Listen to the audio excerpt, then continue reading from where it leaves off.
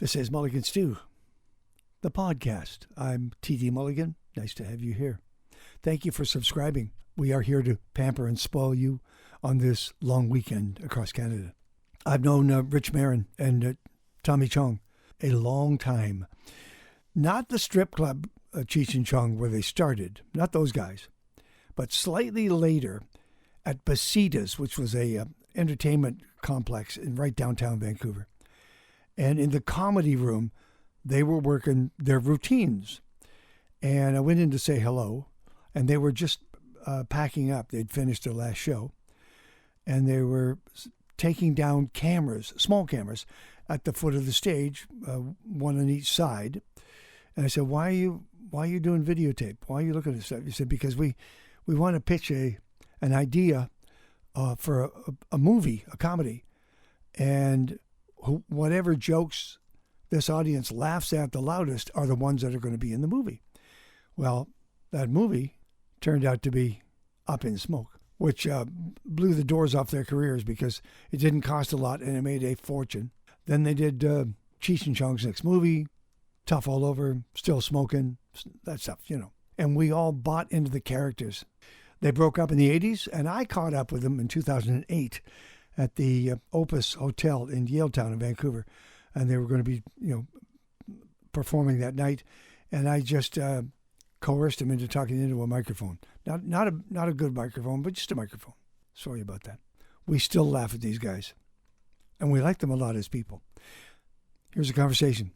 A bit about their career and their early days in Vancouver. Oh, and one thing that's maybe not known is that Tommy Chong was responsible for writing a song for Bobby Taylor and the Vancouvers. He was the bass player, and it was the first Canadian band to be signed to Motown, maybe the only one. And their first single was Does Your Mama Know About Me? You still hear it played. We're going to talk about that as well. Actually, one of the last television appearances that the guys did together, because they're always doing stuff, was April 2018 on the Colbert Show. Both of the guys, both Tom and Rich, were ticked off. They were seriously ticked off that marijuana was no longer rebellious. Cheech remarked that he could now buy weed from a store in a strip mall, when before he could only buy it from behind a store in a strip mall.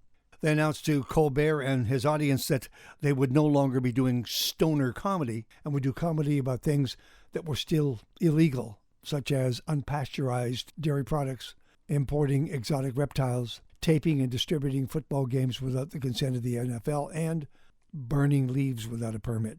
We welcome to the Mulligan Stew podcast, Cheech Marin, Tom Chong, Cheech and Chong. Here we go. My name is Terry David Mulligan, and this is the tasting room I have in a very posh bar. I've managed to nail down a couple of minutes with Cheech and Chong, who are on a tour across this great vast nation of ours, from sea to shining sea, waving fields of wheat and beavers. And they've come back to the scene of the crime, Vancouver, where it all started, yes? Yes, we're back in the... I went to... looked at our happy hunting grounds, where we started at Marin and Tommy. Hey, you gotta try this wine, man. It's really good. You got wine? Oh, What kind of wine is it? I don't know. It makes you high, that kind. Oh, the red kind. Tom, if I can call you Tom for a moment. Yeah. I'm a little fuzzy on how it all started, but I remember it was a strip club and you were doing routines in between the strippers. Well, you're pretty close. The rim shot. We're Smiling Buddha. we were in a club called the Shanghai Junk on Main and Pender, which is now a Bank building. It's a bank building, and it's a place where junkies gather. And my family, Stan Chong, my brother, and my dad and my mom had opened a strip bar called the Shanghai Junk, and I started doing improvisational acting with the strippers, and we needed a straight man, and we looked around, and the only straight guy we found was Cheech. All the rest were gay. Yeah. What were you doing at the time? I was being straight, trying to pass for straight at the time. No need now. Why bother? And how long did it take to actually find your rhythm? About a second and a half. I was hired as a writer first at Tommy because I told him I was this great improv actor from L.A. and that was an improv, and he said, "Oh, okay," he bought it. So I started writing for the group. And he didn't really come into his own until he grew his mustache. Yeah. And the minute he grew his mustache, then all of a sudden his whole demeanor changed into a Chicano vato, man.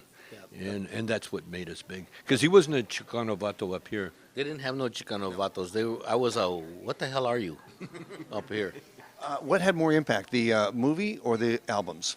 Probably movies. I mean, the albums were big. I mean, they were huge, but the movies is like, it was really huge. And then when the movies went on TV, that was the biggest change. Yeah, it was huge.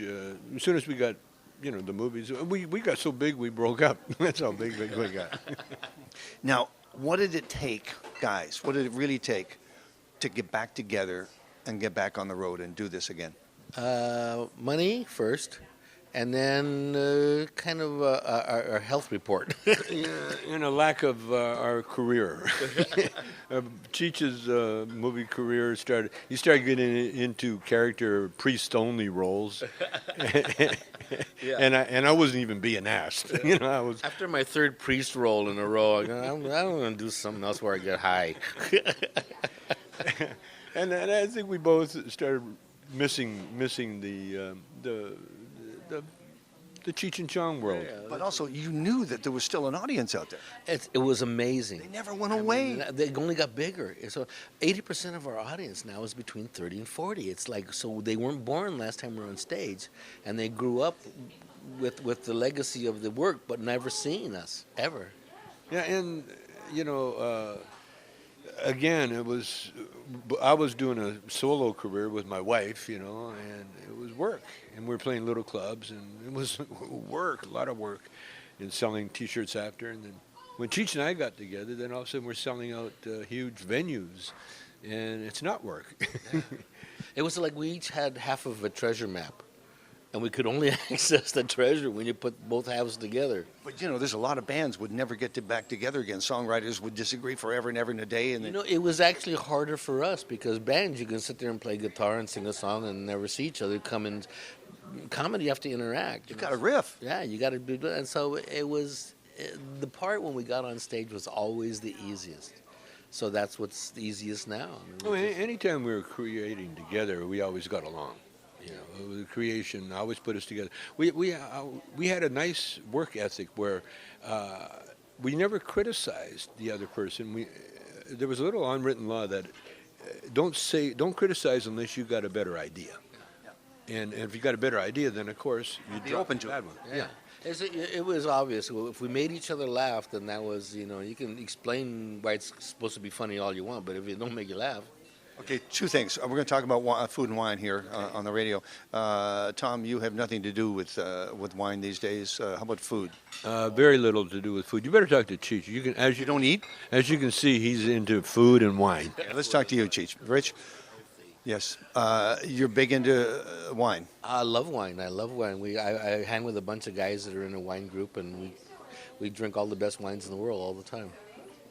How did you get in that club? I was hanging out with this guy, and he says, I know these guys. He used to come over and do a wine tasting, and then went over to his house, and it was like unbelievable. These guys, And at the time, Cheech didn't know that you're supposed to take the wine in your mouth and spit it out. Why would you spit it out? I never did. This is 10 o'clock in the morning. No, I would just drink as much of it as I can, as fast as I could. Tell me about your favorite wines. You Right. mentioned Etude. We love Etude. I love it, dude. Just what am I drinking right now? Just bought a case of something the other day. These guys drink a lot of old French wines, so I get to drink a lot of good old French wines. Do you like Coppola wine? Yeah, I do. Actually, I do. I like his Zin. I like his label. The label is It's got a good. hip label. I like the name Coppola. It's a nice one. Ravenswood Zinfandel is very good. Nice. So you're a Zin head. I like Zin. Yeah. Oh, boy, I like that too. Very cool. And finally, music. What are you listening to these days? Ooh, I'm listening to a lot of classical music because my girlfriend is a concert pianist.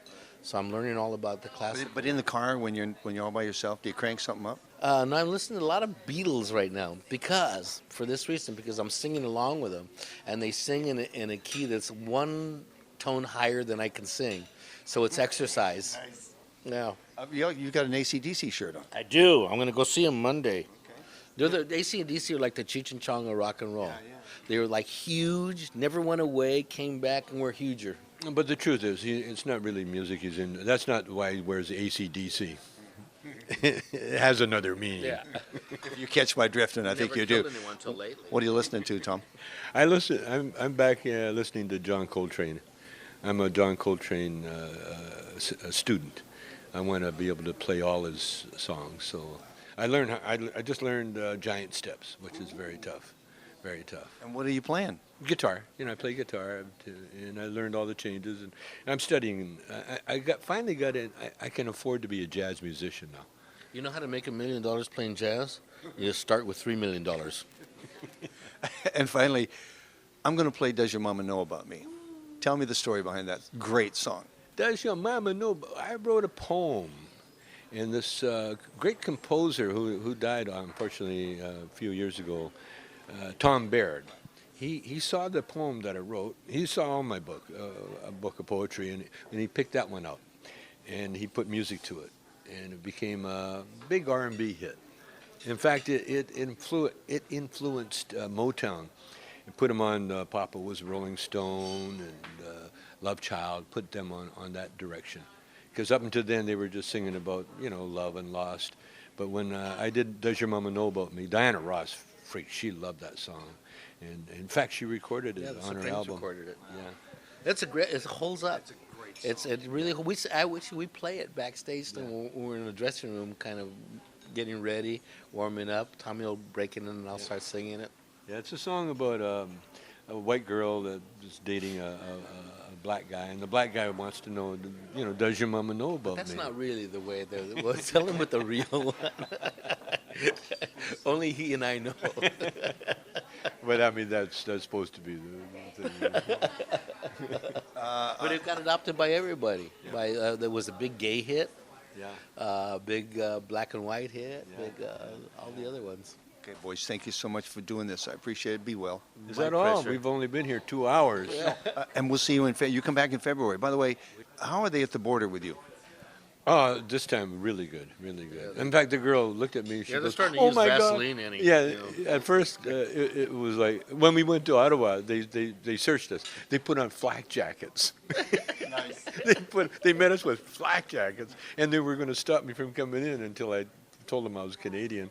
But this time, the girls recognized me and goes, "Oh my God, I'm not even going to ask you questions. I just love you." Boom. Vancouver has the best looking girls I've ever seen.